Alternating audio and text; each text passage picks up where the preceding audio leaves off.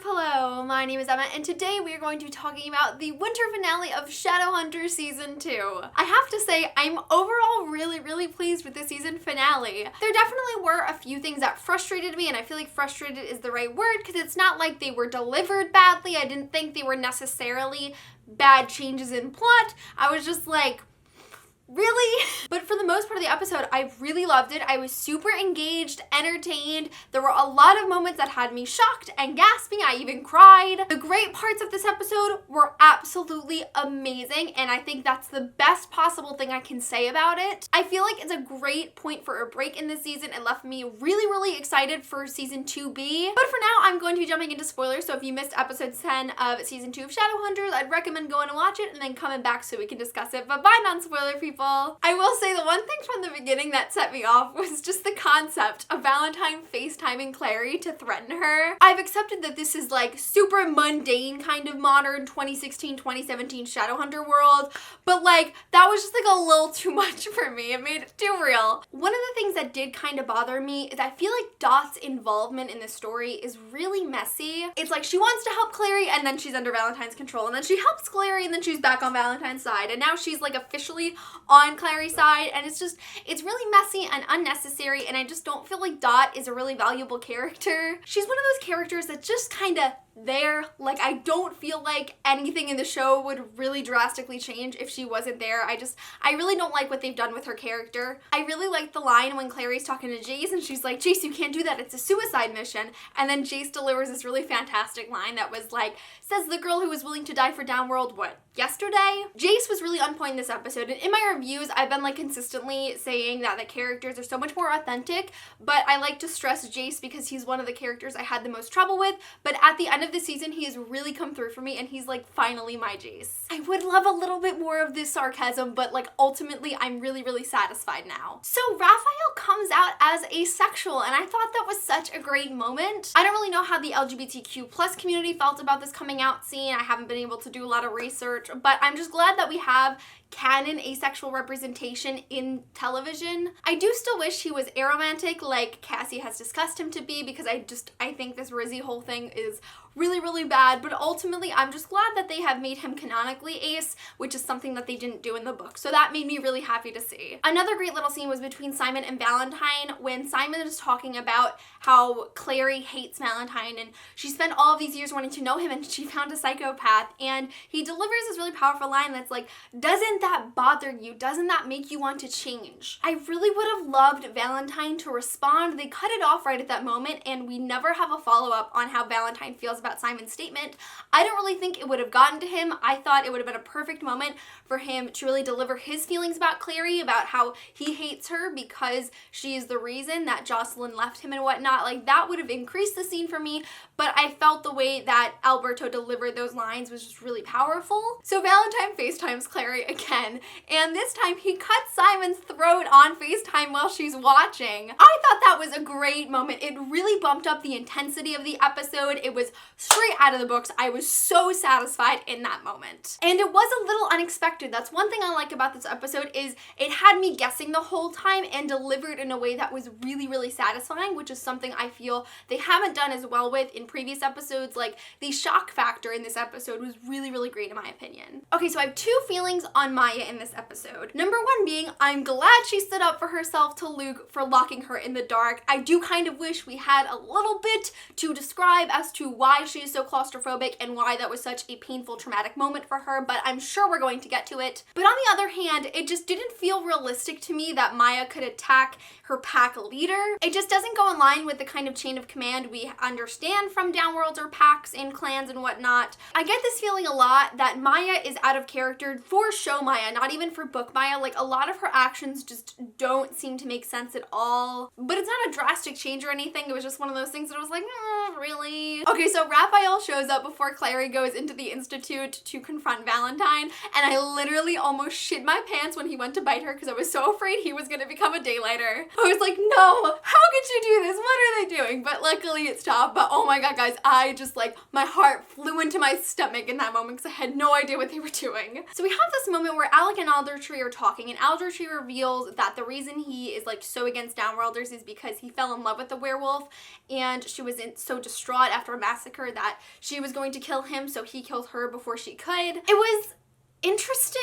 It was very unexpected. I can see how it works, but I don't know if it's totally authentic, because in the back of my mind, I still think that Aldertree is a spy for Ballantine, which now I'm realizing kind of makes sense as to why Ballantine is like so cool and collected when he's captured by the Clave. Like, if the leader of the Conclave is in line with him, he might not be so worried. I don't know. I don't want to like Aldertree, and I think he's got some shady motives, a shady agenda, and I hope that's revealed in season 2B, because I don't trust him. So we have this moment when Clary enters the Institute, and she goes to Simon, and Simon's very dehydrated, and then Simon bites her. So in that moment, so many questions just fly out of my head. Because Clary is now the one who's gonna make Simon a day later, does this mean that Jace actually has demon blood, and that's why they had to change it? I don't really know how well they describe this in the show, but does this mean that Clary is now gonna become addicted to vampire venom because Simon's biting her? Did Clary intentionally go into the Institute so Simon could drink her to death? Like, so many questions. And then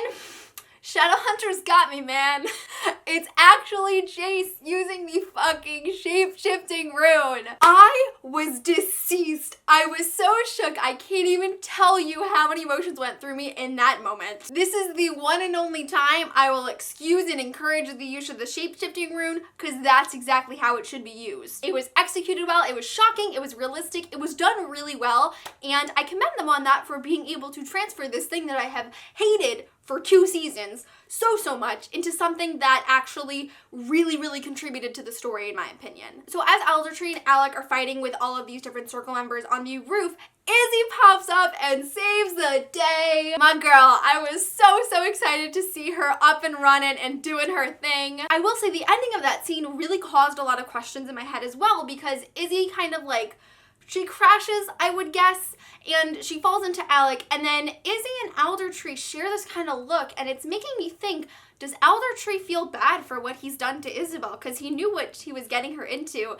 and it really just, there was a moment between them that I felt there were a lot of unspoken words that they were having a conversation with, and it was really interesting in my opinion. Okay, so we get the most amazing chime-in moment Shadowhunters has ever blessed us with. Simon is apologizing for drinking so much of Jace, and he says, I could have killed you. At this point, I gasp, my hand flies to my face. I'm literally crying before Jace can even say, I would have let you. I don't think I have ever been happier with Shadowhunters incorporating book content as I was in that moment. Like, it was really such a wonderful feeling to see that on screen, to see everything delivered well. I'm literally getting emotional just thinking about it.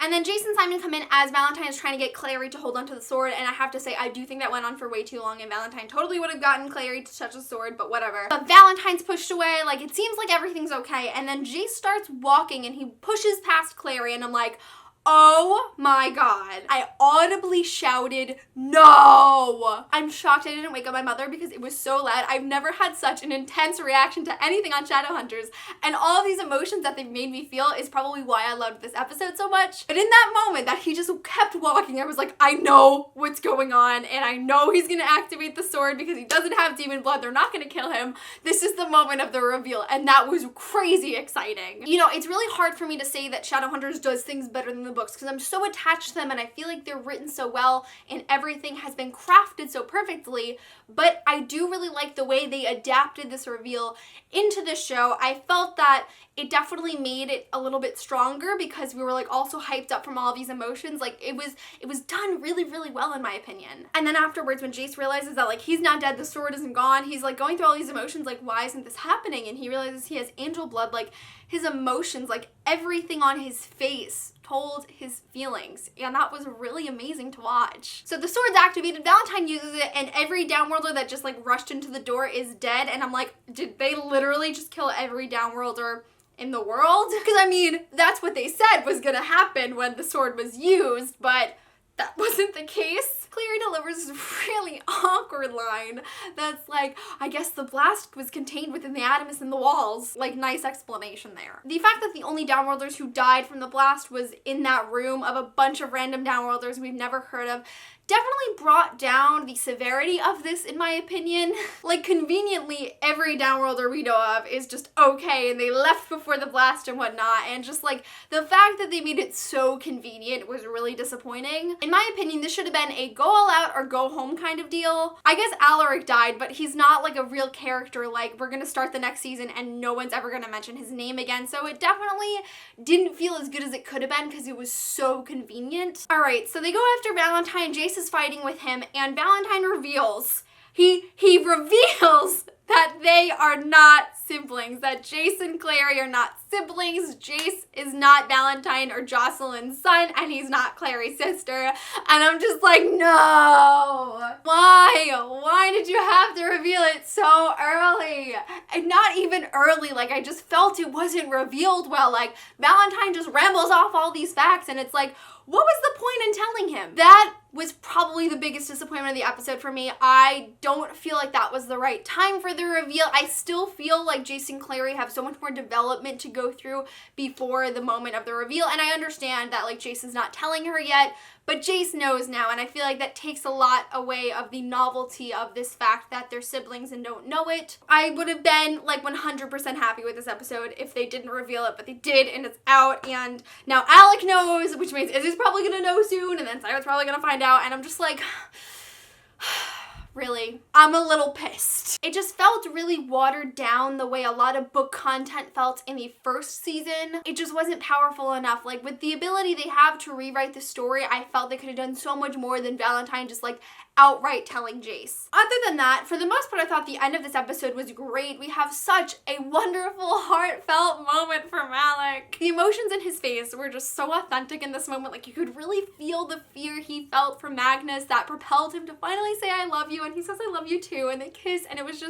was probably my favorite Malik moment yet. Like, it was just done so well, and I'm so happy with it. Also, we are revealed, obviously, that Simon's a daylighter. I have to say, I was more satisfied with this in the books. I felt it was a little bit more powerful that we're like leading up to this moment of Simon dying, the sun's coming up, clothes can't protect him, like there's nothing anyone can do. He's saying his goodbyes, and as it turns out, he's totally okay. Like, I thought this is one instance where the books were definitely better. In this show, like, the sun pops up and it's just like, whoa, like, I'm okay. It wasn't the best it could have been, in my opinion, but it happened at the right time, and I can really appreciate that. And then Simon like drags Clary outside, and she's like, what are you doing? You can't go outside. And then he's okay. And that was a really nice moment between the two of them. And I'm a little conflicted with the fact that Jace walks out to tell Clary that they're not siblings and whatnot, and he refrains from it because he sees Clary and Simon kissing and being happy and joyful together. Originally, half of me is like, this is like so stereotypical teenage drama. But then the other half of me is like, it really does showcase how much he truly cares for Clary, and that he wants her to be happy more than he wants himself to be happy, and that really is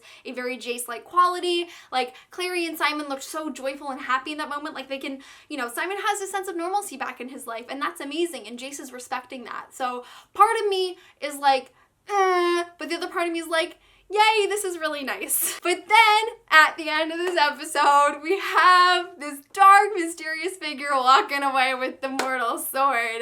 And we all know it's Sebastian. I am so excited. Like, that was the perfect way to end off season 2. Like, it really is like, you know, anyone who hasn't read the books is like, who is this person? Why do they have the mortal sword? And all the book fans are like, holy shit, it's Sebastian.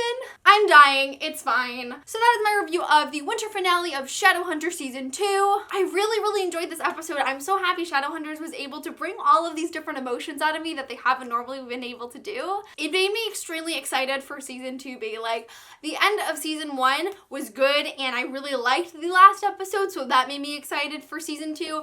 But the excitement I have for season 2B trumps all. I'm really pumped. I feel that we have a lot of awesome things that are gonna happen next season. I'm definitely a little worried because it seems that they're very close together. The fact that we only have a 3-month break and they really didn't start filming that long ago does make me a little nervous about the quality that they can really produce in such a short time span, but ultimately, I really like the direction they went in with season 2A, and I'm definitely excited for season 2B. So that's really it for all of my thoughts on Shadowhunters season 2A.